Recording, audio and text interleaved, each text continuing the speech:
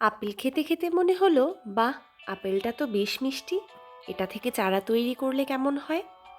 এটা ভেবেই আপেলের বীজগুলোকে যত্ন সহকারে তুলে সেটাকে 12 ঘন্টার জন্যে জলে ভিজিয়ে রেখেছিলাম। আর তারপরে একটা টিস্যু পেপারে মুড়ে সেটাকে এয়ারটাইট বক্সে করে 7-8 দিনের জন্যে ফ্রিজে রেখে দিয়েছিলাম। কিন্তু ও মা, 7-8 দিন পরে খুলে দেখি আমার আপেলের বীজ থেকে একটা বীজ অঙ্কুরিত হয়নি। আর সেই কষ্টে বীজগুলোকে ফেলে না দিয়ে তুলে ফ্রিজে রাখা আরেকটা কোকোপিটের বক্সে এক প্রকার ফেলেই দিয়েছিলাম। ও মা, 20-25 দিন পরে দেখছি আমার সেই ফেলে দেয়া আপেল বীজগুলো থেকে বীজ অঙ্কুরিত হয়েছে। আর সেই জন্যই সেই বীজগুলোকে এখন নিয়ে এসেছি রোপণের জন্যে। আর রোপণের জন্য আমি এখানে নিয়েছি 1 ভাগ মাটি, 1 ভাগ কোকোপিট আর 1 ভাগ গোবর সার, তিনটাই সমপরিমাণে। এবার এটাকে ভালোভাবে মিক্স করে তারপরে আমি ছোট ছোট গ্রো ব্যাগের মধ্যে মাটি ভরে নেব। এগুলো আসলে গ্রো ব্যাগ নয়, এগুলো হচ্ছে জুয়েলারি ভরার জন্য যে ব্যাগগুলো ব্যবহার করা হয় সেই ব্যাগগুলো। আমার কাছে গ্রো ব্যাগ নেই, আর তাই জন্যে বীজ উৎপাদনের জন্য আমি এই ব্যাগগুলোকেই ব্যবহার করি।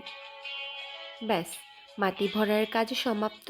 আর এবার প্রত্যেকটা ব্যাগের মধ্যে আমি একটা একটা করে বীজ এইভাবে শেকড়টা নিচের দিকে দিয়ে বসিয়ে দেব।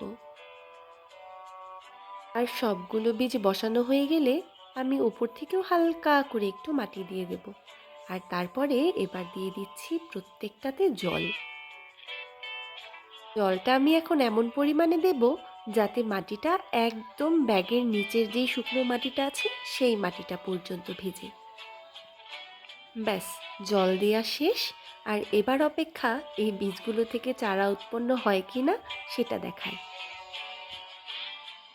এই যে, এই হচ্ছে 10 দিন পরে আমার চারার অবস্থা। এই দেখুন, কোনোটা উঠেছে, কোনোটা বা আবার উঠছে।